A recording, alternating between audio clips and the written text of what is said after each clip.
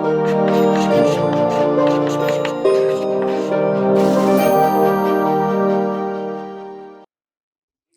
Friends, हम लोग अपना चैप्टर पढ़ रहे थे बिजनेस स्टडीज़। इसमें लास्ट हमारी बिजनेस सर्विसेज में जो आता है वेयर हाउसिंग, उसको हम लोग पढ़ना स्टार्ट कर रहे हैं। पिछले 14-15 वीडियोस बन चुके हैं, लेकिन एक एक चीज़ को हम लोग ने काफ़ी डिटेल में देखा है। तो चलिए स्टार्ट करते हैं। हमारा वही 4th चैप्टर चल रहा है जिसमें हम लोग पढ़ेंगे भंडारण को, जिसको हम लोग बोलते हैं वेयर हाउसिंग। ठीक है, वेयर हाउसिंग का मतलब क्या होता है समझते हैं।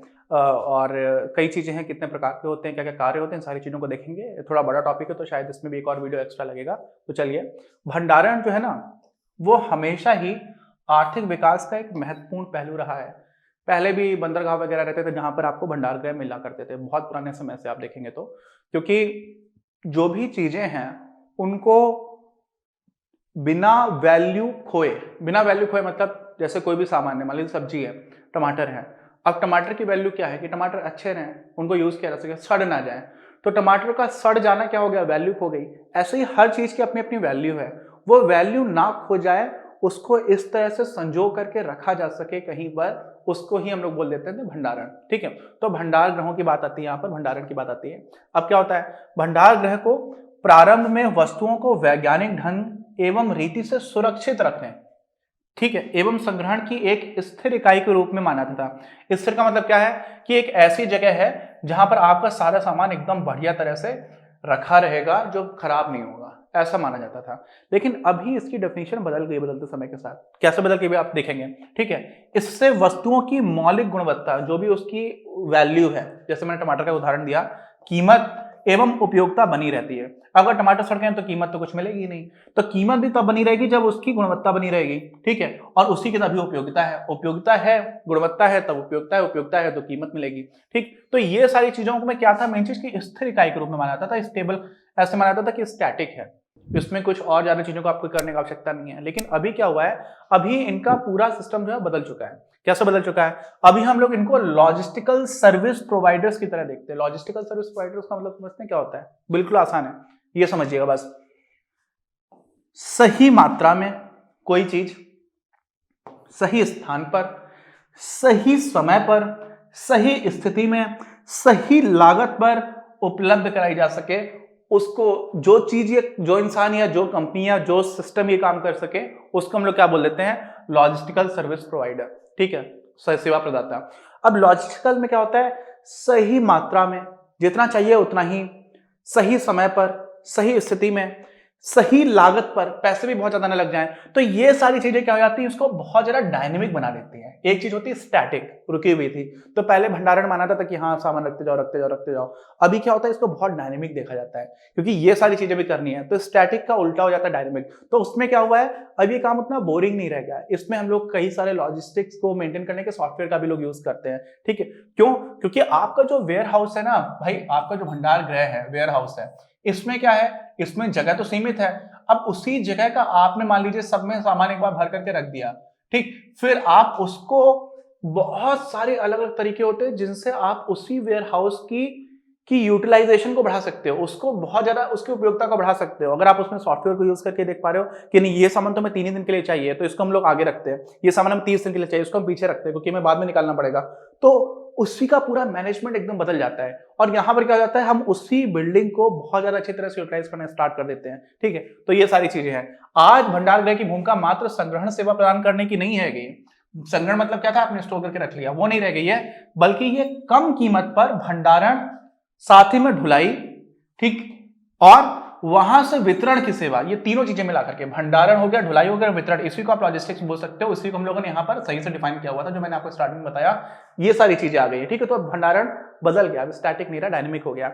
आधुनिक भंडार गृह माल को एक स्थान से दूसरे स्थान तक हस्तांतरित करने के लिए स्वचालित पट्टियां, स्वचालित पट्टियां मतलब क्या होता है, ऑटोमेटिक कन्वेयर्स होते हैं। आपने देखा होगा इस तरह की बेल्ट रहती है, ये ऐसे सामान रख दे तो अपना धीरे धीरे खिसकता चला जाता है। ठीक ठीक, इस तरह की चीजों को यूज करते हैं। कंप्यूटर द्वारा संचालित क्रेन्स का यूज होता है। ये देखिए इस तरह की क्रेन्स रहती है, और ये लोग इस तरह का जो छोटा सा व्हीकल रहता है जो बहुत भारी भारी सामान को ऊपर ऊपर रख पाता है। पहले लोग चढ़ चढ़ करके रखते थे, जैसे मान लीजिए बोरे रखने हैं आपको, तो अभी क्या रखते हैं, लोग बॉक्सेस बना करके रखते हैं और सीधे सीधे मशीन होती है, वो अपने आप ही ऊपर जाकर के लगा करके रख देती है, क्रेन होती है।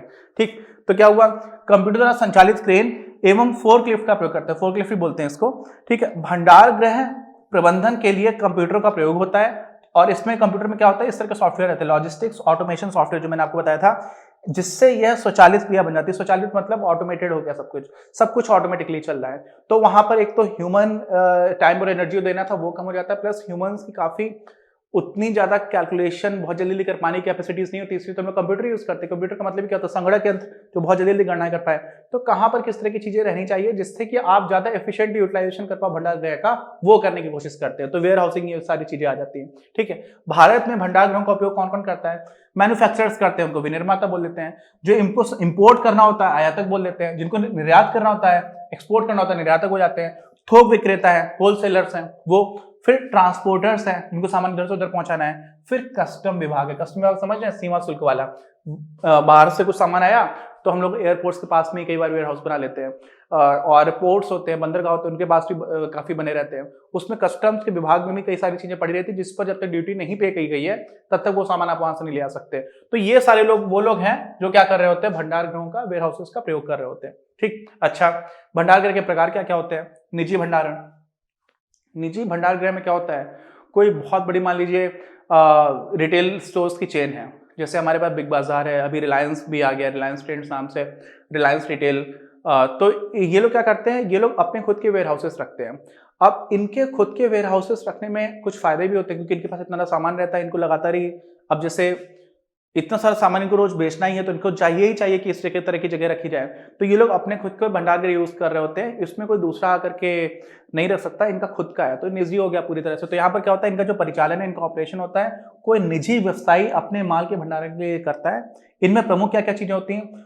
श्रृंखलाबद्ध दुकानें, ठीक है, retail chain stores. Retail chain store जैसे मैंने बताया ना, रिलायंस का हो गया, या फिर बिग बाजार पहले अपना चल रहा था, जो भी है, सहारा ने भी निकालने की कोशिश की थी, वो उतना सक्सेसफुल नहीं रहा था। अथवा बहु ब्रांड बहु उत्पाद कंपनियां, मतलब multi brand and multi product companies. बहुत सारी ऐसी कंपनी जिनके बहुत सारे तरह के प्रोडक्ट्स बना रही होती है, जैसे हिंदुस्तान यूनिलीवर लिमिटेड है, HUL, तो इस तरह की कंपनीज हैं। ठीक, तो ये अपने खुद के भंडार, अभी पतंजलि आ गया है, ठीक, तो ये भी अपने क्या करते हैं, बहुत सारे भंडार गृह रखते हैं। ठीक, तो इनको आवश्यकता होती है। अब ये अपने खुद के भंडार गृह रखते हैं, इनका निजी होता है, कोई दूसरा यूज नहीं कर सकता। तो ये तो नॉर्मल किसी कंपनी का जो सिंपल है उसको आप समझ लीजिए कि वो प्राइवेट हो गया, निजी हो गया। दूसरा जो है वो हो जाता है आपका, अच्छा ये निजी में हम लोग बात कर रहे हैं, पूर्ण नियंत्रण एवं लचीलापन। अच्छा, इसका फायदा क्या क्या होता है? अगर भाई आपका है, आप ही उसके मालिक हो, तो उसका कैसे मैनेजमेंट किया जाएगा वो आपके हाथ में है। तो पूर्ण नियंत्रण होता है। और लचीलापन का मतलब क्या? फ्लेक्सिबिलिटी, आपको जैसे उसको यूज करना है, फ्लेक्सिबिलिटी है यूसेज में, वो आप कर सकते हो। तो ये इसके फायदे हैं। ठीक, अच्छा, जो दूसरा प्रकार है वो हो जाता है सार्वजनिक भंडार गृह। पहला वाला क्या था? प्राइवेट, दूसरा है सार्वजनिक। सार्वजनिक में क्या होता है? सार्वजनिक यहाँ पर सरकारी नहीं है, नॉर्मली हम लोग पब्लिक को सरकारी मान लेते हैं, थोड़ा सा अंतर है। यहाँ पर क्या होता है, कोई भी मैन्युफैक्चरर है या व्यापारी है या कोई अन्य व्यक्ति है, वो संग्रहण की उसको आवश्यकता है। क्या है? संग्रहण की आवश्यकता है, तो संग्रहण के लिए आवश्यक फीस देता है किसी को, कि आपका काम ही है वेयर हाउसिंग का। एक कोई इंसान है जो मैनेज कर रहा है कि नहीं हमारा काम ही है वेयर हाउसिंग का, तो आप क्या कर सकते हो, आपको अपना सामान रखवाना है, आपने वहां पर रखवा दिया, और आप क्या कर रहे हो, उसको फीस दे रहे हो। तो फीस के बदले वो क्या कर रहा है, आपके सामान की निगरानी रख रहा है और आपके सामान को ठीक से स्टोर करके रख रहा है। तो ऐसे को क्या बोलते हैं हम लोग? सार्वजनिक भंडार गृह। अपने माल के संग्रहण के लिए इनका उपयोग कर सकता है। तो जिसके पास कम पैसे हैं या जो इतने बड़े स्केल पर काम नहीं कर रहा है कि उसको खुद के ही भंडार गृह की आवश्यकता हो, वो इस तरह की चीजों का फायदा ले सकता है। इनके दूसरे फायदे भी होते हैं। क्या क्या फायदे होते हैं देखते हैं अभी। इन भंडार गृहों के प्रचालन के नियमन के लिए सरकार निजी व्यवसायियों को लाइसेंस देती है। इनको लाइसेंस मिल जाता है कि अच्छा आप ये काम कर देख सकते हो, क्योंकि देखो यार इस तरह की चीजें क्या होती है ना, आपके भंडार गृह में कुछ इलीगल तो नहीं है, बहुत सारी चीजें ऐसी होती है जो अवैधानिक है, उनका आप स्टोरेज तो नहीं कर रहे हैं, तो इसलिए ठीक ठाक लोगों को दिया जाता है। साथ ही में कई बार ऐसा होता है कि देश में सप्लाई और डिमांड से क्या होता है, प्याज की कीमत बहुत ज्यादा हो गई, कभी कम हो गई, तो इस तरह की चीजें नहीं कि जमाखोरी की जा रही है, वो भी नहीं होना चाहिए। तो यहाँ पर होता है कि वेयर हाउस वाली चीजें ऐसी होती है जो पूरे मार्केट में प्राइसिंग को चेंज कर सकती है, और लोकतंत्र में खाने पीने के सामान का अगर दाम बहुत ऊपर और नीचे जा रहा होता है ना, तो सरकार को दिक्कत हो जाती है। और सीधी सी बात तो होनी भी चाहिए, क्योंकि लोगों में रोष आ रहा होता है, लोगों की रोजमर्रा के जीवन जो है वो बुरी तरह से प्रभावित हो सकता है। तो ऐसे में इन लोगों को लाइसेंस दिया जाता है। ठीक, अच्छा, और क्या है, एक भंडार गृह का स्वामी जो वेयर हाउस का मालिक है, इसमें संग्रहित माल के स्वामी का एजेंट होता है। तो सामान आपका है लेकिन आपने मेरे यहाँ पर रख दिया, तो मैं आपका एजेंट बन गया आपके सामान का, कि मेरी जिम्मेदारी है कि आपका सामान यहाँ पर ठीक से सुरक्षित रहेगा, तथा उससे अपेक्षा की जाती है कि वह माल का ठीक से देखभाल करेगा, जो भी माल है। फायदे में इसमें आ जाता है, ये भंडार गृह रेल है, सड़क जैसे परिवहन सेवाएं सुविधाएं भी प्रदान करते हैं। कई बार होता है कि रेलवे स्टेशन के पास में ही बना लेते हैं, बहुत सारी इस तरह की चीजें रहती है। छोटे विनिर्माताओं के लिए, जो छोटे मैन्युफैक्चरर्स हैं, उनके लिए सर्वाधिक सुविधाजनक रहता है, क्योंकि वे अपने भंडारगृहों का निर्माण नहीं कर सकते, उनके पास इतना पैसा नहीं कि वो खुद से वेयर हाउस भी बना लें। ठीक है, इनका एक और फायदा ये होता है कि पब्लिक वेयर हाउसेस तो कई जगह पर हो सकते हैं भाई, प्राइवेट आप कहाँ बनाओगे, आपने कानपुर में बना लिया, लखनऊ में बना लिया, दिल्ली में बना लिया, मुंबई में बना लिया, लेकिन बहुत सारी छोटी छोटी जगह पर आपने नहीं बनाया। अब वहां पर भी आपको पब्लिक वेयर हाउसेस मिल जाएंगे, तो आपको अगर वहां पर भी सामान रखना है ना, तो आपको क्या मिल रहा है, एक नेटवर्क पहले से मिल जा रहा है, तो आप वहां पर फीस लेकर के रख सकते हो। हर जगह पर तो कोई भी कंपनी नहीं बना सकती। ठीक, अच्छा, फिर क्या है, सार्वजनिक भंडार गृह के अन्य लाभ हैं, अलग अलग स्थानों पर मौजूदगी, जो मैंने बताया अभी, उपयोग करने से पहले किसी निवेश की आवश्यकता का ना होना। ठीक है, निवेश की आवश्यकता ना होना मतलब क्या हुआ कि आपको पैसे देने की जरूरत नहीं है, पहले से निवेश का मतलब क्या हुआ कि आपने जमीन ली हो, फिर बिल्डिंग बनाई, वो सब करने की जरूरत नहीं, आप सिर्फ फीस दोगे, आपसे उसी से काम चल जाएगा। फिर क्या है, पैकेजिंग का भी काम कर देते हैं, लेबलिंग का काम भी कर देते हैं, जैसे ही मूल्यवर्धन सेवा। मूल्यवर्धन सेवा मतलब क्या होता है, वैल्यू एडिशन करने वाली ऐसी सेवा भी ये लोग प्रदान करते हैं। तो ये हमारे हो गए सार्वजनिक भंडार गृह। ठीक, अच्छा, अब तीसरा जो आ जाता है वो आ जाता है बंधक माल गोदाम। इनको आप समझ लीजिए bonded warehouses. Bonded warehouses में क्या क्या है, मैंने आपको बताया था, कस्टम्स वाला एग्जांपल दिया था। वे माल गोदाम होते हैं जिन्हें उस आयातित माल को रखने के लिए, उस आयातित मतलब क्या हुआ, किसी ने सामान इंपोर्ट किया, बाहर के देश से मंगाया, तो आयातित माल को क्या रख दिया गया, एक गोडाउन में डाल दिया गया, एक गोदाम में डाल दिया गया, रखने के लिए लाइसेंस मिला होता है, जिसके लिए सरकार को आयात कर चुकाया जाना बाकी है। तो जिस सामान पर लोगों ने टैक्स नहीं दिया, इंपोर्ट ड्यूटी नहीं दी, कस्टम्स ड्यूटी नहीं दी, तो उस सामान को क्या कर दिया जाता है, स्टोर कर लिया जाता है कि हम आपको सामान नहीं देंगे जब तक आप सरकार को कर नहीं चुकाओगे। तो जिन लोगों को लाइसेंस दिया जाता है कि आप इस तरह का गोदाम चला सकते हो, उसको हम लोग क्या बोल देते हैं, बॉन्डेड है, बंधक है। सामान जो है माल बंधक हो गया, इसलिए उसको बंधक माल गोदाम बोल रहे हैं। ठीक है, जो माल था, सामान था, उसको बंदी बना लिया गया, ऐसा समझ लीजिए। ठीक, अच्छा, ऐसा भी हो सकता है कि आयातक पूरे आयात कर का भुगतान करने की स्थिति में नहीं हो। मान लीजिए मैं हूं इंपोर्टर, मैंने मंगा लिया 1 करोड़ का सामान। कितने का, 1 करोड़ का, और मान लीजिए 10% की क्या है, ड्यूटी लगती है, कर लगता है, शुल्क लगता है, तो मुझे 10 लाख रुपए पे करने चाहिए, और मैं 10 लाख रुपए पे करते पूरा सामान निकाल सकता हूं। लेकिन मेरे पास तो 5 लाख ही रुपए हैं, तो मैं ऐसा भी कर सकता हूं कि अभी मैंने आपको 5 लाख रुपए दिए, जो सामान मैंने आपसे खरीदा वो मैंने किसी को बेच दिया, फिर मुझे और पैसे मिले तो मैंने और सामान ले लिया। तो आप किस्तों में भी चुका सकते हो। क्या कर सकते हो, किस्तों में भी चुका सकते हो। तो भुगतान करने की स्थिति में नहीं हो, या फिर उससे पूरे माल की तुरंत आवश्यकता ही ना हो, मुझे चाहिए ही नहीं भी पूरा, तो आप वहीं पर रखे रहो, जब मुझे चाहिए होगा तो मैं ले लूंगा। ठीक है, और इसीलिए माल को बंधुआ गोदामों में रखा जाता है। ठीक, और इसमें ऐसा होता है कि आप रखे रहो, इसका मतलब तो क्या हुआ, आप ऐसे सोचो कि यार मान लीजिए किसी इंसान को कुछ सामान की जरूरत थी, और उसने अगर टैक्स नहीं पे किया, तो इस वाले गोडाउन में पड़ा रहेगा, और उसके बदले उसको फीस भी देनी पड़ जाती है। ऐसा नहीं कि फीस नहीं देनी पड़ेगी, यहाँ पर भी फीस देनी पड़ती है। ऐसा नहीं है कि सरकार ने आपका सर रख लिया है और सरकार संभाल करके रखी हुई है और आप फीस नहीं दोगे तो भी काम चल जाएगा, तो यहाँ पर भी फीस देनी पड़ती है। ठीक, अच्छा, बंधक माल गोदाम में क्या होता है, आयातक अपने ग्राहकों को लाकर, कई बार ऐसा भी हो जाता है कि आप लाते हो कस्टमर्स को कि देखो हमारा वहां पर गोडाउन में माल पड़ा हुआ है, आप वहां पर चल करके देख लो, तो लाकर वस्तुओं का निरीक्षण करा सकता है कि देखो आपके हिसाब से सामान आया है नहीं आया, तथा उनकी आवश्यकता अनुसार वस्तुओं को पुनः पैकेजिंग कर सकते हैं।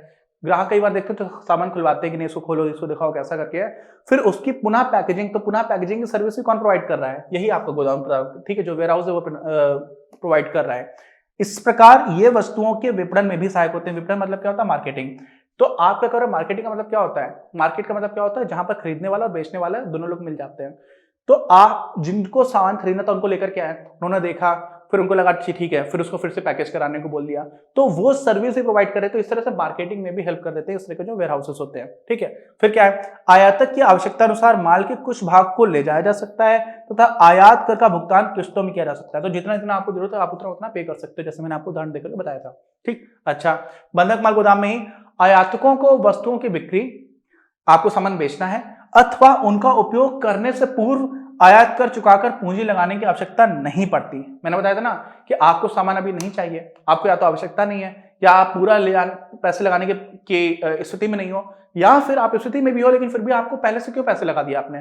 तो आपने अगर जब तक बिक्री नहीं की है तब तक आपको जरूरी नहीं है कि आप सामान बेचो, आपको जो फीस है बाकी वो देनी पड़ेगी, लेकिन आपको सामान पड़ा हुआ है, आपने पहले से पूरा टैक्स पे कर दिया या पूरी कस्टम ड्यूटी लगा दी, वो करने की आवश्यकता नहीं है। ठीक, अच्छा, इस प्रकार ये पुनर्निर्यात को समझ रहे हैं कि आपने, मान लीजिए मैं रहता हूं मुंबई में, मैंने सऊदी अरब से सामान मंगाया, अब मैंने यही सामान इंडोनेशिया में भेजना है मुझे। ठीक है, तो मुंबई में मैंने क्या किया हुआ था, सिर्फ यहाँ पर रोक करके रखा हुआ था, तो कुछ सामान आया और चला गया, हमारे देश में यूज नहीं हुआ, उसको हम लोग क्या बोलते हैं, पुनर्निर्यात। आया तो होना वाला था, आना निर्यात होता है जाना, लेकिन कुछ बाहर से ला करके ही आपने बाहर बाहर भेज दिया, उसको हम लोग क्या बोलते थे, पुनर्निर्यात। ठीक है, तो उसको भी ये लोग बढ़ावा देता है। कौन? जो इस तरह का आपका गोडाउन रहता है, वेयर हाउस रहता है। ठीक, अच्छा, आयातकों को तब तक इन गोदामों से सामान ले जाने की इजाजत नहीं होती जब तक कि ये सीमा शुल्क का भुगतान नहीं कर देते। वो तो मैंने आपको बताया हुआ है। किस्तों में करोगे तो आप उतना सामान ले आ सकते हो, लेकिन अगर कस्टम ड्यूटी आपने पे नहीं की है तो आप सामान वहां से निकाल नहीं सकते। ठीक, अच्छा, इन भंडार गृहों में ब्रांडिंग, पैकेजिंग, श्रेणीकरण को हम लोग बोलते हैं ग्रेडिंग। ग्रेडीकरण मतलब छोटे छोटे हिस्से में बांट देना कि अच्छा 10 किलो का सामान बना दो, या 5-5 किलो का पैकेज बना दो, या इसको इस तरह का पैकेज बना दो, या इस तरह के बॉक्सेस में डाल दो, तो उसको ग्रेडिंग बोल देते हैं। एवं मिश्रण की कि ये सारी चीजें मिला दो, इनकी सुविधाएं प्रदान की जाती हैं। तो ये हम लोगों ने क्या पढ़ लिया, इसको ठीक से पढ़ लिया। जो भी हमारा बंधक माल गोदाम है, इसको फिर आ जाता है आपका सरकारी भंडार गृह। ये पूरी तरह से क्या होता है, सरकार के ही क्षेत्र में होता है। सार्वजनिक में सरकार लाइसेंस दिया करती थी, ठीक है, बंधक में भी सरकार लाइसेंस दिया करती थी। यहाँ पर क्या था, सरकार के अंदर ही पूरा पूरा कंट्रोल में। तो सरकार के बहुत सारे ऑर्गेनाइजेशंस हैं, जैसे food corporation of India, FCI है, तो इनके अपने खुद के गोडाउन रहते हैं, ये अपना ही सामान रखना होता है। जैसे निजी अपना रखते थे, ऐसे ही एक कोई सरकार का उपक्रम है जो अपना अपना पूरा सामान रख रहा है, तो इनके भी हो जाते हैं। पूरी तरह से सरकार के स्वामित्व एवं नियंत्रण में होते हैं। सरकार इनका प्रबंध सार्वजनिक उपक्रमों के माध्यम से करती है। जैसे कौन कौन से थे, भारतीय खाद्य निगम, ठीक है, ये आपका इस तरह का इनका लोगो है। फिर क्या हो गया आपका राज्य व्यापार निगम और केंद्रीय भंडारण, ठीक, तो इनका हो गया। फिर इसी प्रकार में सहकारी हम लोगों ने समितियां पढ़ा हुआ था कि नहीं पढ़ा हुआ था, 11th BS का ही तो है ये, हाँ, हम लोगों ने पढ़ा हुआ था, बिजनेस टाइप्स को देखा था अलग अलग। तो सहकारी समितियां भी क्या होता है, कई बार किसानों की कोई सहकारी समिति है, उसने मिलकर के अपना भंडार गृह बना लिया कि उन मेंबर्स का, जो भी सहकारी समिति के मेंबर्स हैं, उन लोगों का सामान यहाँ पे रखा जा सकता है। तो ये सारी चीजें हो जाती हैं। कुछ विपणन सहकारी समितियों अथवा कृषि सहकारी समितियों ने अपने सदस्यों के लिए अपने निजी भंडार गृह स्थापित किया। अब यहाँ पर निजी का मतलब पर्सनल यूज के लिए नहीं है, निजी का मतलब है कि उसी सहकारी समिति के लिए है, जिस सहकारी समिति के मेंबर से वो यूज कर सकते हैं। तो ये हम लोगों ने इसके प्रकार देख लिए। भंडार गृहों के प्रकार के बाद देखेंगे कि इनके काम क्या क्या होते हैं। जो कुछ बताया इसी से रिलेटेड है, उसको हम लोग अपने अगले वीडियो में देखेंगे। मिलते हैं। कोई डाउट होगा तो प्लीज कमेंट बॉक्स में लिख करके बताइए। इस वीडियो के प्रायोजक हैं आप, और अगर आप ऐसे ही और वीडियोस बनाने में हमारी मदद करना चाहते हैं तो पैट्रियन पर जाकर या फिर स्क्रीन पर दिए गए QR कोड को स्कैन कर अपना योगदान जरूर दें।